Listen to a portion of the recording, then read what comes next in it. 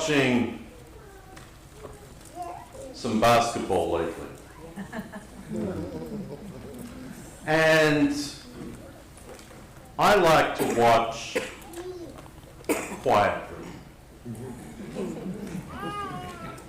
I like to hear what the commentators are saying.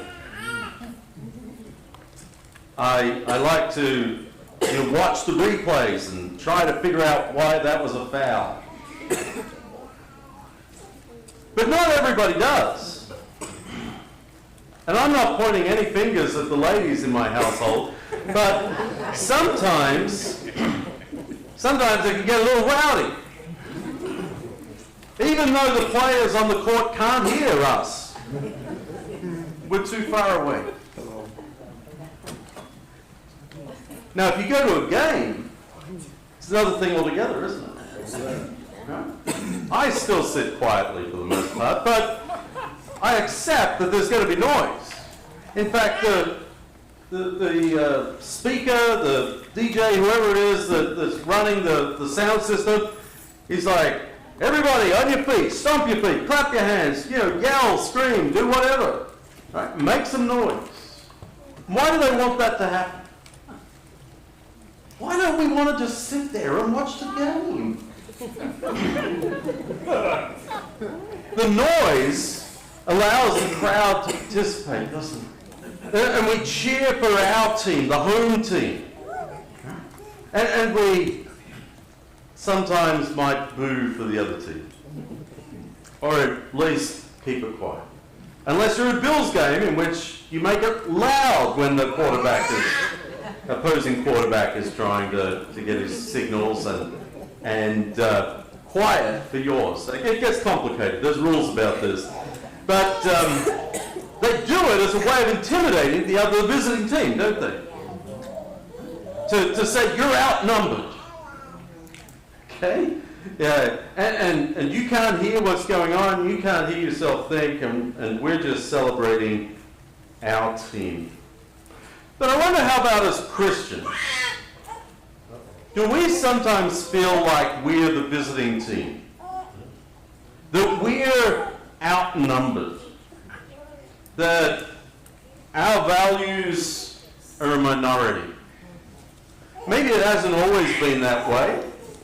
But I suspect that if you went to certain places, it would have always been that way. That there were certain communities, certain neighborhoods, certain classes or groups of people at school that you would be outnumbered, even as a kid, no matter how far back in time you go. And so, how do we respond to that? We know that our young people, when they either going through school or when they go to college, no matter how many years of Sunday school they have under their belt, they're going to get to college and be confronted with new ideas. That's true. They're going to make new friends, and those friends have a lot of credibility in the eyes of your young person. I mean, you might be mum and dad, but they're a new friend. And they have a lot of experience. They bring a new way of seeing how the world goes. And so, a lot of young people lose their faith, abandon their faith in those early adult years as they leave home. And sometimes it's just the result of being outnumbered, not wanting to be different. John is writing to a church that is outnumbered. The church in the first century was always a minority. Okay? We can come forward several centuries and we encounter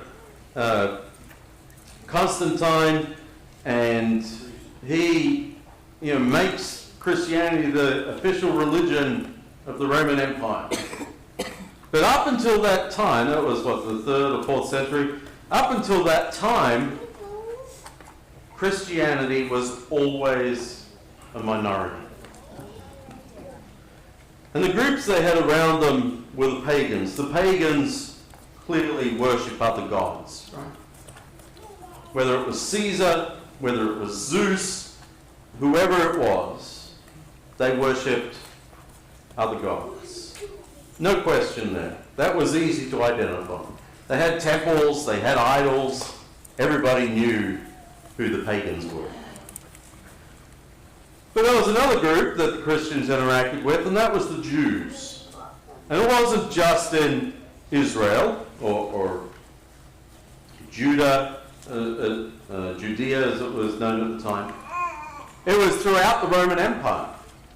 The Jews had spread, Jewish religion had spread to Egypt, to cities in Greece and Turkey, to Rome itself. They existed in Babylon, Iraq, that area.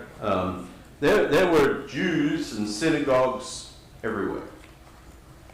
And so that's why when Paul traveled, he went and he spoke first in the synagogues. He went and said, I want to tell you about the Jewish Messiah that you may not have heard about. And there would be some Jews who said, I accept that. That sounds right. We need to follow him. And there were others that said, you're a false teacher, and they kicked him out. And so it was confusing. You imagine you're an early Christian, maybe you're a Gentile, maybe you're a Jew, but you're one of the first Christians in the first 100 years. And the Jews worship the same God as you do. They worship the same God as you do. Their stories are your stories. Their heroes of faith are your heroes of faith. But they don't accept Jesus as Messiah. They don't accept the deity of Jesus. Then there are Christians, right? You're a Christian in this church. It's perhaps a church that Paul's planted. Maybe it's a church that someone else started. And then another person comes through, and they're a teacher, and they're traveling, they seem to know a lot. But some of the ideas they have are different from the ideas that you've been taught.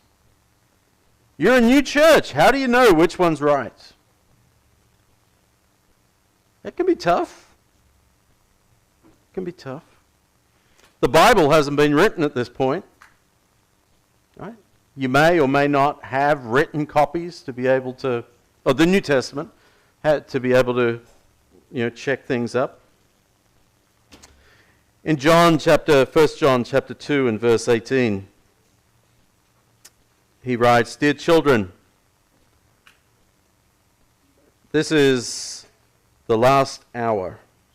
And as you have heard that the Antichrist is coming, even now many Antichrists have come, this is how we know it's the last hour.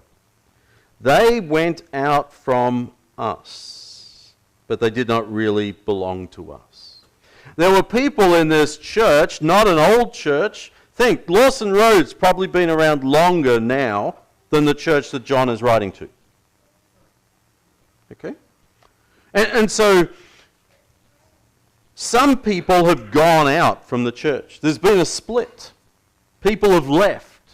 John's writing to those who remain. How do the people who remain know that they're the correct ones? That they're the ones who are following God as he requires? And then there's another one here that I want to throw in. And it's the rise of sort of a new Christian spiritualism called Gnosticism. And when John's writing it, it's not fully fledged, but some of the ideas already exist. So the 2nd, 3rd centuries, it'll really take off. But one of the core teachings of Gnosticism is that Jesus is not God in the flesh, because the flesh is sort of dirty, right? That, the flesh decays, and God can't decay. The flesh sins, or has urges to sin. And God can't be like that. The flesh is weak. It has to eat and hydrate in order to stay alive. And God isn't like that. So they said there's no way that God could become human, because humanity is just too ungodly by nature. And so they describe Jesus as only a human, or as either that or as a spirit that just looked human. Okay? And so when we come to our text in 1 John 4, dear friends, do not believe every spirit. Test the spirits to see whether from God, because many false prophets have gone out into the world. The spirit, he says, test the spirits, not every spirit. He's really sort of talking there about people. And the attitudes, the teachings, the way that the people are being moved. Okay? And what it is that they are doing, what it is that they're saying and promoting. And he says there are many false prophets. But he says this is how you can recognize the Spirit of God. Every spirit that acknowledges that Jesus Christ has come in the flesh is from God. And so you ask the pagans, was Jesus Christ God in the flesh? And they're like, that's ridiculous. Okay? Gods don't become human. And then we might ask next, the Jews would say, is Jesus Christ God come in the flesh? And they would say, no. We might ask the Christians that have gone out, and this one's hard because some of them might say yes. Some of them might say, yes, we believe in the incarnation, but we've seen that many of them are anti-messiahs, and the reason they're anti-messiahs is they're setting themselves up as a messiah. And so there's a lot of them that will say, no, Jesus was a good teacher, but he wasn't the Messiah, I'm the Messiah. And so if they say that, John says they're not from God. And of course, the rise of Gnosticism, the separation, the spiritual and the physical, they deny there that Jesus came in the flesh. So that became the test. You're outnumbered. But how do you know that you're on the right path? One way, not the only way, but one way is to say, do you believe that Jesus is God in the flesh? That he came and lived among us? And you can go through the rest of everything. But just starting there, did God come to earth in the form of Jesus? That is the context of John's letter and of this passage. I want to focus then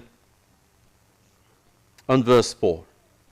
You, dear children, are from God and have overcome them. All those, the people, the doubts, the fears that you have out there, you've overcome them.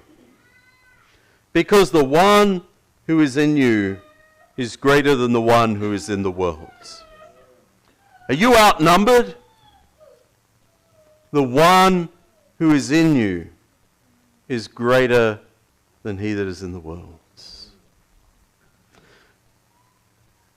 I want to give some examples. The first one is Gideon. Gideon was raised up, God raised Gideon up to liberate his people Israel. And the Israelites were not an organized nation at the time. They were more a collection of tribes living in Israel. And another army, the Midianites, had come in, and they were just stealing the food from the Israelites. So they steal the food. That's a problem, because there's seasons that you harvest and seasons that you can't harvest. And so if the harvest gets taken, then what are you going to do in the season where the plants aren't growing? And so God, the people cry out to God, and God raises up Gideon. In the short version, is that Gideon selects 200 or 300 other people to fight with him. And he surrounds the Midian camp. And he has a strategy, he has a tactic, but he's still only got 300, and they have thousands. In Judges chapter 6 and verse 7, Gideon has this cry that he tells the 300 soldiers. He says, as we get ready to attack, we're all going to shout. Right? We're all going to shout. We're the home team, and they're the visitors. And the shout is going to be for the Lord and Gideon. Gideon got in trouble with pride a little bit later in his life. It probably would have been okay for him just to shout for the Lord. Right. But he shouts for the Lord and for Gideon. And in the King James it says the sword of the Lord and of Gideon. And so it's saying this is not just us. This is not just Gideon and 300 men. This is God and Gideon and 300 men. And you may outnumber us, but we're coming to attack you for the Lord and for Gideon. And that changed everything. And they won that decisive battle, and the Midianites no longer attacked the land. In 2 Kings, we have another event that I want to draw your attention to. 2 Kings chapter 6. And here we have the prophet Elisha. He followed on from Elijah. Right? I know it gets confusing. But Elisha was also a great prophet. And in verse 8 it says, the king of Aram was at war with Israel. After conferring with his officers, he said, I will set up my camp in such and such a place.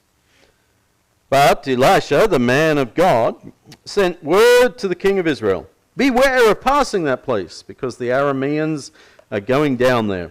So the king of Israel checked on the place, indicated by the man of God. Time and again, Elisha warned the king, so that he was on his guard in such places. So the king of Aram gets sick of this. How am I supposed to ambush the king of Israel if he always knows where I am? Which one of us, he says to his officers, is on the side of the king of Israel? No one, said one of his officers, but Elisha the prophet who is in Israel tells the king of Israel the very words that you speak in your bedroom. And so, again, just jumping ahead, the army goes to where Elisha is, surrounds the city, not a big city, but they surround it, and it looks as though, he's trapped, people are going to die, this is not going to be good. But Elisha's servant brings this situation to Elisha's attention, and in verse 15, when the servant of the man of God got up and went out early the next morning, an army with horses and chariot had surrounded the city. Oh no, my lord, what shall we do? The servant asked. Don't be afraid, the prophet answered. Those who are with us are more than those who are with them. That's some faith, isn't it? There's two men in a room looking out the window at an army. And one of them is going, oh no! The other one is going, don't worry. Don't be afraid. Those who are with us are more than those who are with them. And Elisha prayed, open his eyes, Lord, so that he may see. Then the Lord opened the servant's eyes. He looked and saw the hills full of horses and chariots of fire all around Elisha. Do you feel outnumbered? Sometimes we do.